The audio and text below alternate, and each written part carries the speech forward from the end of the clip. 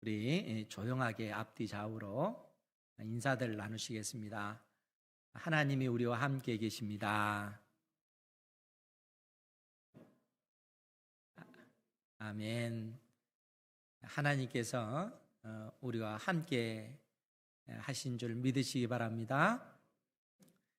우리 또 2층에 더 있죠. 우리 2층에 하나님께서 우리와 함께 하시는 것이 복입니까? 아닙니까? 아멘. 우리 집사님 또 복입니다. 큰 소리로 말씀해 주셨습니다.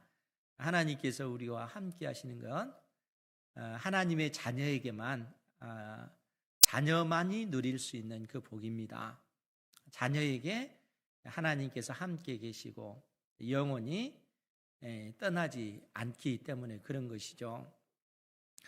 그런데 예수님을 믿는 그 많은 분들이 하나님께서 나와 함께 하신다 하는 사실을 고백하고 또 그것이 하나님께서 나에게 복을 주시는 그러한 것으로만 생각하기가 쉬운데 그 말이 100% 맞지만 또 다른 측면에서 또 살펴봐야 됩니다. 그것이 뭐냐면 우리가 하나님 앞에 나의 힘 또 나의 그 능력으로 하나님께서 나에게 주신 그 여러 가지 그 재능을 가지고 그러면 나와 함께 하시는 그 하나님을 어떻게 기쁘시게 해드릴까? 어떻게 하나님의 말씀에 순종하는 삶을 살까? 그러한 삶을 살기 위해서 나에게 있는 어떤 재능, 그 능력을 가지고 하나님의 그 뜻을 이루기 위해서 힘써 나갈 때 하나님께서는 그러한 우리에게 복의 복을 더하십니다. 이런 은혜를 누리시기 바랍니다.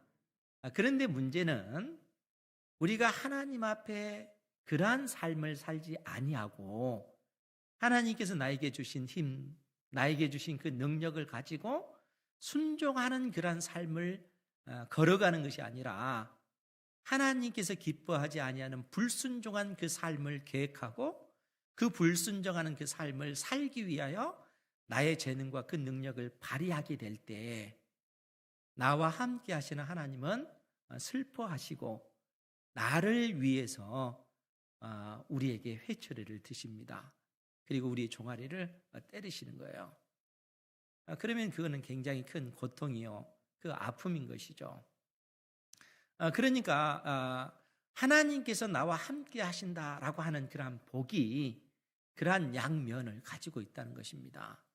그래서 예전에 제가 믿음의 조상 아브라함에 관해서도 말씀을 드릴 때 하나님께서 아브라함에게 아브라함아 너는 복이다 이렇게 선언하시고 그 복이 어떤 복인가라고 했을 때 믿음으로 말미암아 의롭게 되어진 그 복이요, 또 그 복은 하나님께서 함께 하시는 복이라는 거예요. 하나님께서 믿음의 조상 아브라함과 함께하는 복, 그것이 모든 믿는 자들이 누릴 복이라는 거예요. 그러시면서 하나님께서 하신 말씀이 뭡니까? 너를 축복하는 자를 내가 축복할 것이고 복을 내릴 것이고 너를 저주하는 자, 너를 대적하는 자를 내가 대적할 것이다 라고 말씀하십니다. 왜냐하면 하나님께서 아브라함과 함께 계시기 때문에. 그래서 믿음의 사람 아브라함을 대적하는 것은 곧 하나님을 대적하는 것이고 아브라함 편에 서는 것은 곧 하나님 편에 서는 것이기 때문에 그러하다는 거예요. 그런데 문제는 믿음의 사람이 하나님 편에 서지 아니하고 하나님께서 싫어하시는 불순종의 그 삶을 살아갈 때 하나님께서는 우리의 대적자가 되시는 거예요.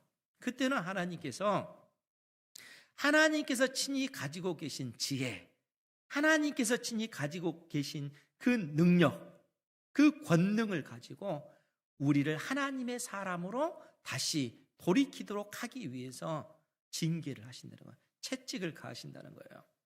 그래서 사랑하는 성도 여러분, 하나님께서 이스라엘 백성과 언약을 맺으시고 언약적 복과 언약적 저주를 말씀하셨는데 그 내용이 신명기 28장에 있다고 말씀을 드렸잖아요.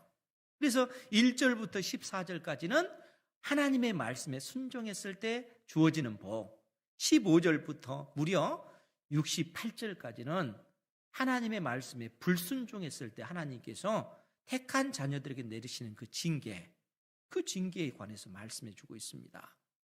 그러니까 대표적으로 그 신명기 28장 7절 말씀에 보면 그 내용이 있습니다. 제가 읽어드릴 테니까 잘 들으시기 바랍니다. 거기에 보면 만약 너희들이 순종했을 때 여호와께서 너를 대적하기 위해 일어난 적군들을 내 앞에서 피하게 하시리라. 그들이 한 길로 너를 치러 들어왔으나 내 앞에서 7길로 도망하리라. 하나님의 말씀에 순종했을 때 하나님께서 내리시는 그 은혜입니다. 그러니까 나를 대적하는 그러한 적군들이 군대를 이끌고 우리를 치러 올 때 하나님께서 친히 나와 함께 하셔서 그들이 한 길로 쳐들어왔지만 그 전쟁 결과 그들은 7길로 도망치게 될 거라는 거예요. 왜 그렇습니까? 하나님께서 우리와 함께 하시기 때문에, 하나님께서 우리를 복되게 만드실 것이기 때문에 그렇다는 거예요. 반면 신명기 28장 25절 말씀에는 정반대의 말씀을 하게 되는데, 만약 너희들이 불순종하게 될 경우 여호와께서 내 적군 앞에서 너를 패하게 하시느니 내가 그들을 치러 한 길로 나가서 그들 앞에서 7길로 도망할 것이며 내가 또 땅의 모든 나라 중에 흩어지리라. 이렇게 선언하고 계십니다. 만약 우리가 하나님 앞에 불순종했을 때 우리를 치러 대적이 일어난다는 거예요. 그래서 그 적들이 쳐들어오니까 우리가 한 길로 그들을 막기 위해서 나갔는데 그 전쟁에 피해서 오히려 우리가 7길로 도망치는 이러한 비참한 상황이 되어버린 거예요. 그럼 왜 어떻게 해서 이런 일이 벌어지는 거예요? 나와 함께 하시는 하나님께서 나의 편이 아니라 대적의 편에 서기 때문에 그런 거예요. 아니, 내가 하나님을 대적하는 편에 서 있으면은 이런 결과가 빚어진다는 거예요. 이것이 하나님께서 택한 백성들에게 그 말씀하신 그러한 법이고 오늘날도 그대로 적용되어지는 영적인 그 질서, 원리라는 것입니다. 그러니까 하나님께서 나와 함께 하시는 것, 이건 엄청난 그 복이죠.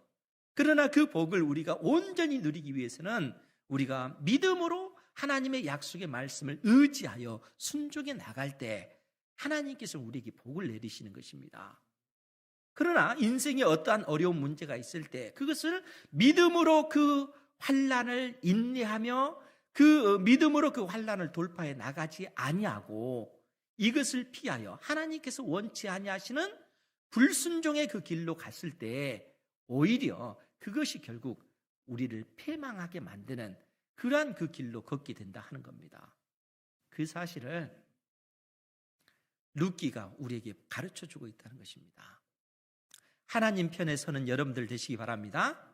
인생의 어떠한 상황 가운데 우리가 부딪힌다 할지라도 하나님께서 나에게 주신 그 지혜, 하나님께서 나에게 주신 그러한 그 재능을 가지고 믿음으로 하나님께서 원하시는 그 길을 돌파하기 위해서 그것을 써야 되지, 하나님께서 원치 않는 불순종의 그 방법으로 그러한 지혜를 사용하고 그러한 능력을 사용하게 될 때 그것이 멸망의 그 길이다 하는 것이죠.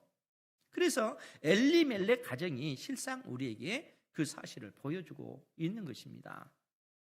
계속해서 우리가 룻기 말씀을 보고 있는데, 여러분 엘리멜렉 그 가문, 그 유다 땅 베들레헴에 살고 있는 이 엘리멜렉 그 가정이 그 땅에 큰 흉년이 들었을 때 그 흉년을 피하기 위해서 그들이 낸 방법이 뭡니까?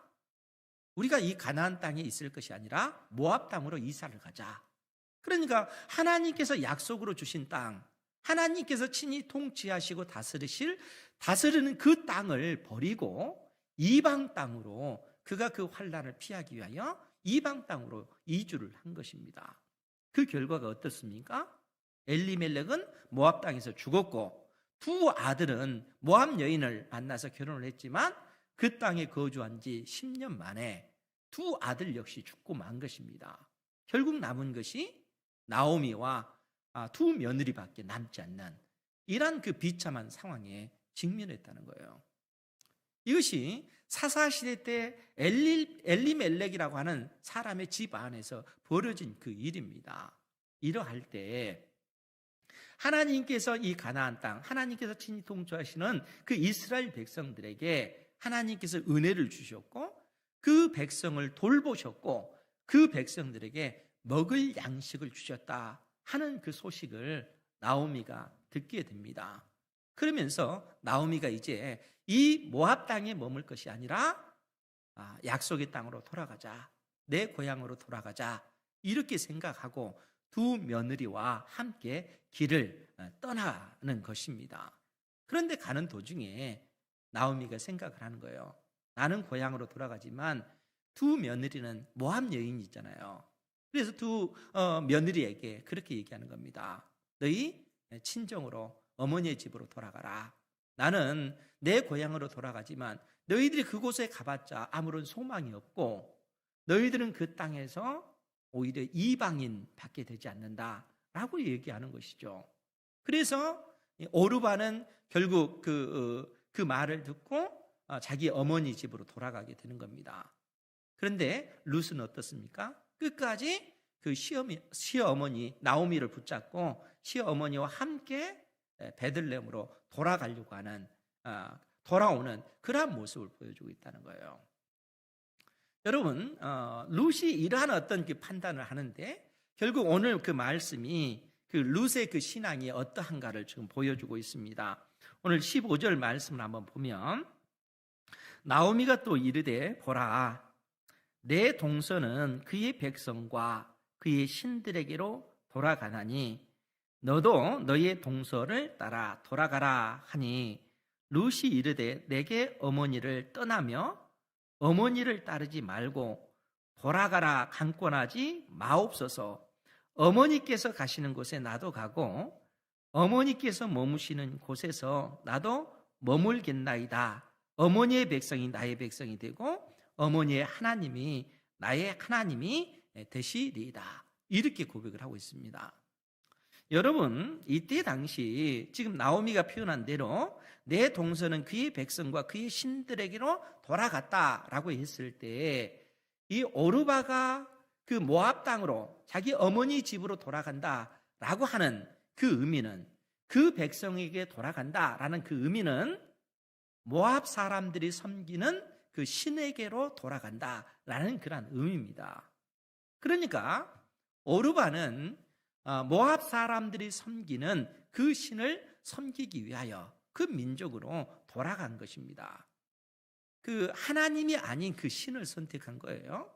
그런데 그러한 가운데 나오미가 너도 너희의 동서를 따라 돌아가라 라고 했을 때 룻은 어머니 나에게 그러한 것을 강권하지 마십시오 라고 그렇게 요청합니다.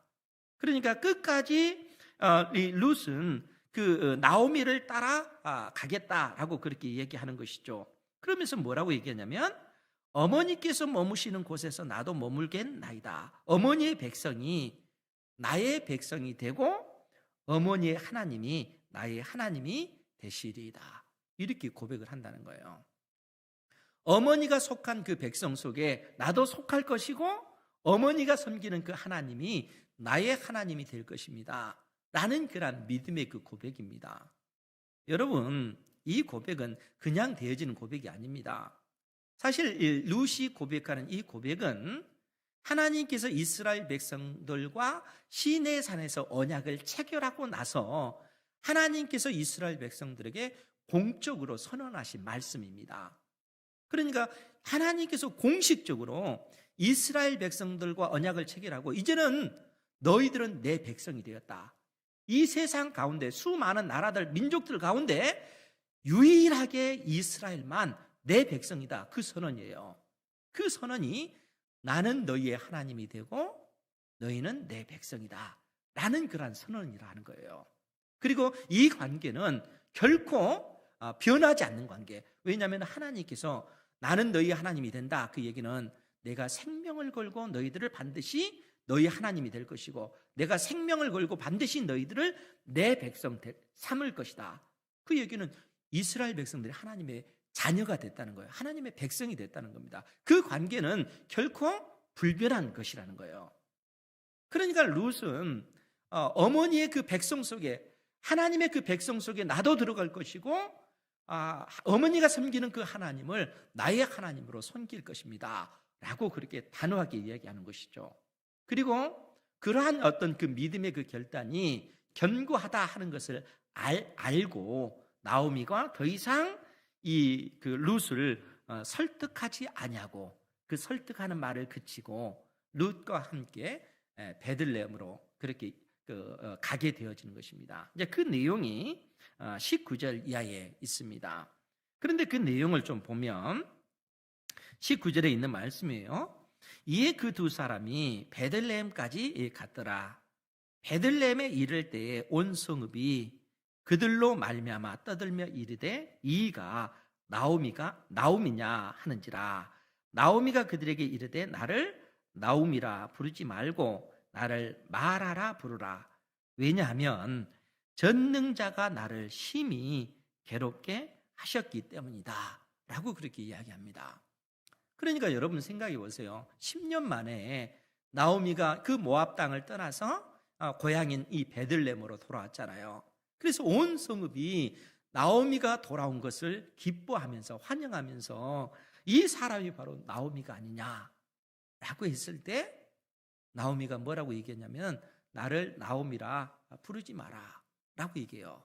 나를 말하라 부르라. 왜냐하면 전능하신 하나님이 나를 심히 괴롭게 하셨기 때문에 그렇다라고 그렇게 고백을 합니다. 여러분, 나오미가 무슨 뜻이라고 했습니까? 기쁨이란 뜻이잖아요. 나의 기쁨이라, 나의 사랑받는 자라는 그런 의미를 가지고 있습니다.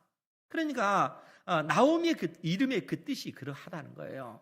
그래서 많은 사람들이 이 사람이 바로 나오미가 아니냐라고 환영할 때 내 이름을 나오미라 부르지 마십시오. 나는 마라. 괴로움이란 뜻이에요. 괴로움, 고통이란 그 뜻입니다. 왜 그러면은 쓰다, 이 괴롭다 이 표현을 쓸까요? 내 이름을 마라라 불러주십시오. 왜냐하면은 나오미의 삶 자체가 지금 괴로운 상태이기 때문에 그렇잖아요. 그렇지 않습니까? 남편도 죽었죠. 그리고 두 아들도 죽었죠. 손주들도 없는 모든 대가 끊겨진 상태에서 홀로 된 두 여인이 이 베들레헴으로 돌아온 것입니다.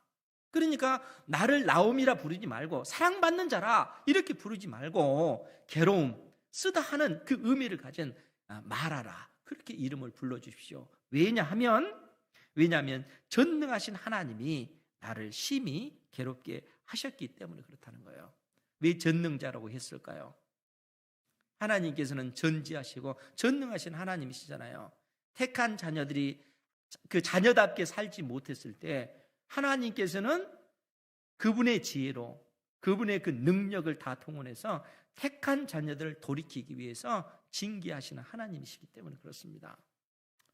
여러분, 우리가 하나님의 그 자녀로서 믿음의 삶을 살고 정말 우리가 생명을 걸고 하나님께서 나에게 주신 재능과 그 능력을 하나님의 나라와 그 영광을 위해서 사용하리라 라고 작정하고 기도하면서 은혜를 구할 때 우리 인생 앞에 놓인 그 모든 그 어려움들 믿음으로 다 돌파하도록 하나님께서 지혜를 주십니다. 그리고 삶의 환경을 하나님께서 만들어 주셔요. 나의 삶을 통해서 내가 가지고 있는 그 능력 이상을 발휘할 수 있도록 하나님께서 크신 지혜와 크신 능력으로 그 믿음의 사람을 도와주신다는 거예요. 그러나 만일 나에게 있는 그 지혜와 그 어떤 그 능력을 가지고 하나님께서 원치 않는 그러한 반대된 그 불순종의 그 삶을 살아가게 되면 하나님께서는 그러한 우리를 돌이키시도록 하기 위해서 그분이 가지고 계신 그 지혜, 그 능력을 다 동원해서 우리를 하나님의 사람으로 돌이키기 위해서 징계의 채찍을 가하신다는 거예요. 그것이 하나님께서 언약 백성들에게 약속하신 그 약속의 내용이라는 거예요. 그래서 그 언약적 그 심판, 신명기 28장에 나오는 그 심판이 뭐라고 했습니까? 그래서 기근의 그 재앙, 전염병의 그 재앙, 사나운 짐승의 재앙, 적국이 칼의 재앙, 적국이 칼을 들고 쳐들어오는 이러한 재앙들을 하나님께서 다 동원하셔서 택한 백성들을 징계하시는 거예요. 왜요? 돌이키도록 하시기 위해서라는 거예요. 그러니까 사랑하는 성도 여러분, 하나님께서 이 엘리멜렉 이 집안을 하나님께로 돌이키도록 하기 위해서 이러한 징계를 내리시는 거예요. 그런데 여기서 우리가 착각하지 말아야 될 것이, 지금 나오미가 하나님을 향해서 원망하는 것 같아요. 그렇지 않습니까? 원망하는 것 같습니까? 그렇지 않습니까? 원망하는 것처럼 느껴지잖아요. 지금 나오미가 나를 말하라 부르라. 왜냐하면 전능자가 나를 심히 괴롭게 하셨기 때문에 그렇다라고 얘기합니다. 21절 말씀도 내가 풍족하게 나갔더니 여호와께서 내게 비어 돌아오게 하셨느니라. 여호와께서 나를 징벌하셨고 전능자가 나를 괴롭게 하셨거늘 너희가 어찌 나를 나오미라 사랑받는 자라 부르느냐.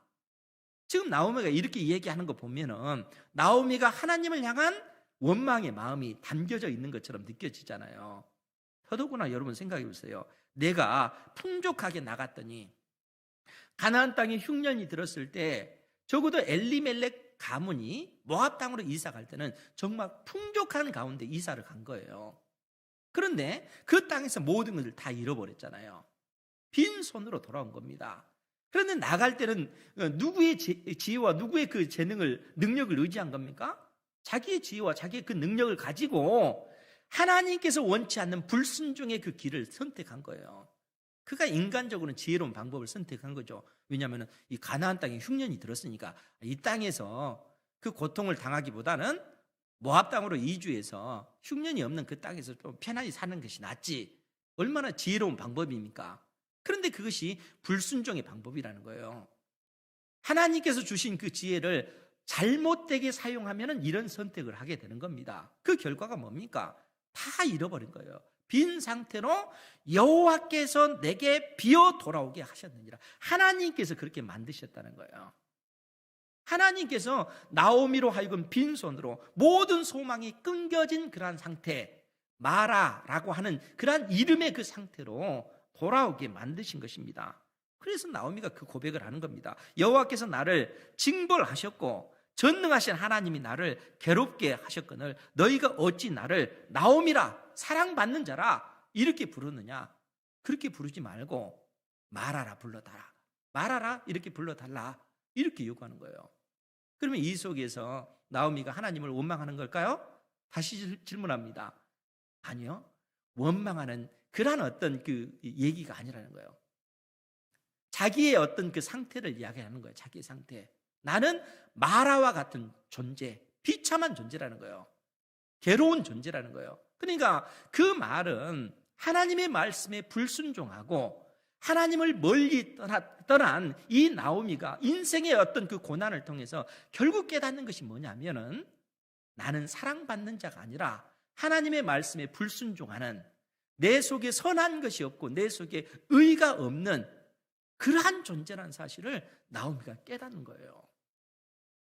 나는 사랑받을 만한 그러한 존재가 아니라 비참한 존재, 내 속에 선한 것이 없는 존재, 의가 없는 존재, 그런 존재라는 것을 나오미는 깨닫는 것입니다. 그렇기 때문에 사랑하는 성도 여러분, 우리 주님께서 산상수훈을 통해서 마태복음 5장을 통해서 우리에게 가르쳐준 그 진리가 뭡니까? 심령이 가난한 자는 복이 있나니 천국이 그들의 것이며. 심령이 가난하다는 말이 무슨 얘기라고 했습니까? 여러분, 이 땅에서 가난하는 것은 돈이 없는 것이 가난하잖아요. 심령이 가난하다는 것은 내 속에 선한 것이 없다는 거예요. 내 속에 구원받을 만한 의가 없다는 얘기입니다. 천국에 들어갈 만한 그 의가 없는 거예요. 나는 그처럼 가난한 존재요, 비참한 존재라는 거예요. 그런데 우리 주님께서는 그 심령이 가난한 자가 복이 있다는 거예요. 왜요? 우리 속에 있는 그 의로 우리가 천국을 상속받는 것이 아니라 예수님께서 나를 위해서 십자가에 못 박혀 죽으신 그 믿음을 통해서 우리가 천국을 상속받기 때문에 그렇습니다. 그러니까 내 속에 선한 것이 없다는 것, 내 속에 의가 없는 비참한 존재라는 그 사람은 철저히 자기를 의지하는 것이 아니라 하나님을 의지하게 되는 것입니다. 하나님을 바라보게 되는 거예요. 하나님의 그 은혜만이 나를 살리시기 때문에 그런 것입니다. 그러니까 나오미가 궁극적으로 그가 하나님 앞에 깨달은 것, 그것은 내 속에 아무것도 없다는 거예요. 나는 하나님 앞에 비참한 존재라는 거예요. 멸망받아 마땅한 그런 존재라는 것입니다.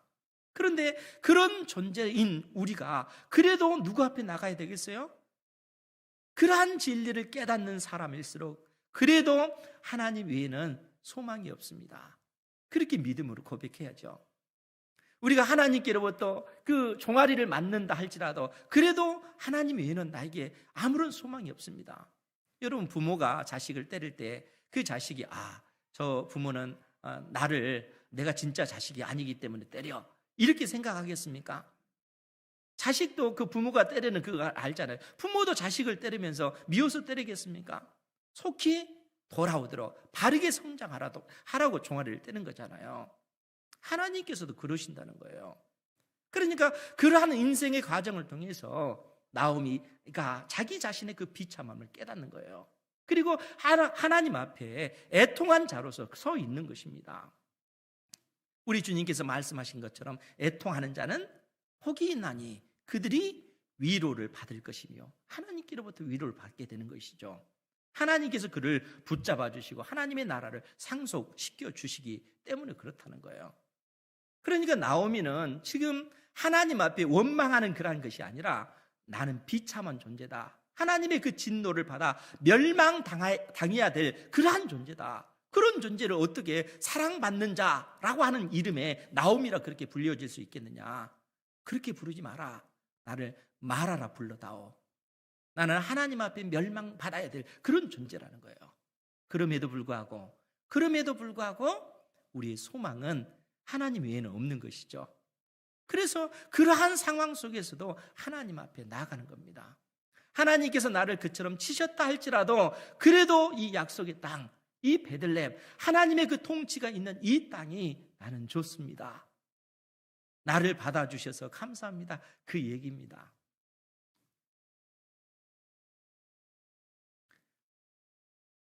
하나님의 그 놀라운 그 사랑을 그렇게 경험하는 것이죠. 우리가 하나님 앞에 멸망받아야 될 그러한 존재인데 그러한 우리를 하나님께서 이처럼 받아주시는 거예요. 그런데 사랑하는 성도 여러분, 우리가 이러한 어떤 징계를 통해서 이러한 은혜를 깨달을 때 하나님께서는 그러한 우리를 외면치 않습니다. 사실 하나님께서 우리를 징계하실 때 여러분들이 그 인생 가운데 고난을 당하면은 하나님께서 나를 사랑하시는구나 그 생각을 하셔야 돼요.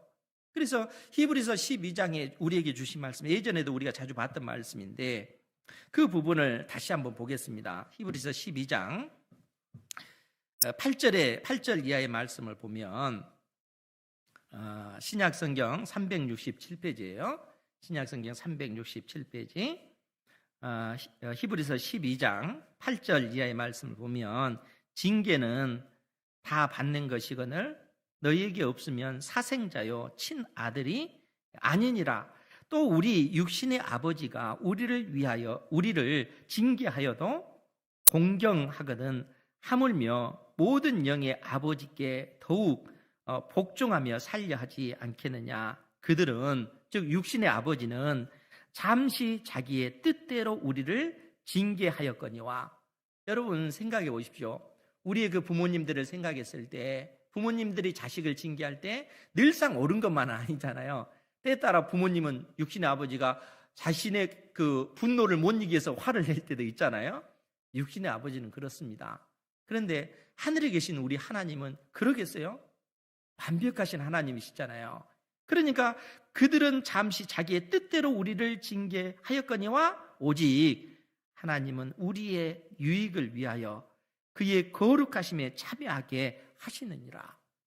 하나님께서 우리를 징계하시는 것, 우리에게 환난을 허락하시는 것은 그의 거룩하심에 참여하도록 하기 위해서 영원한 하나님의 나라를 상속받는 상속자로 우리를 세우시기 위하여 하나님께서는 우리를 징계하신다는 거예요. 그것이 하나님의 은혜라는 얘기입니다.